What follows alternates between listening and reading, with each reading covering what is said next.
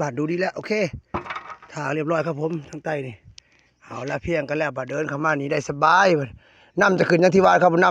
ำถ่วมมาจากพุ่นถ่วมมานิดน้อยมานี่มาล่างตีนเต็มที่ครับผมตัวนี้ลงมาอีกพักนึงคือว่าถ่วมตัวนี้ถ่วมเลยตัวนี้คือจะมาถ่วมบันไดนะครับล่างเท้าบันไดตัวนี้จมลงมาเลยนี่จมเลยน้ำถ่วมตัวนี้จมลงมากับล่างอีกทีนึงกับมาเลยน้ำจะไหลเทพูดนะครับช่องน้ำจะไหลพาลงไปห่วยปุ๊บห่วยมังอีสู่ห้วยมังอีสู่ทะเลสู่นู่นเลยอะไร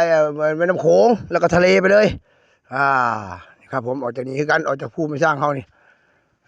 เดี๋ยวก็แล้วบาทนี่เดี๋ยวผมจะไปเสริมไม้ด้านข้างเข้ามาโอเคเลยบาทนี่เสริมไม้ด้านข้างเนาะ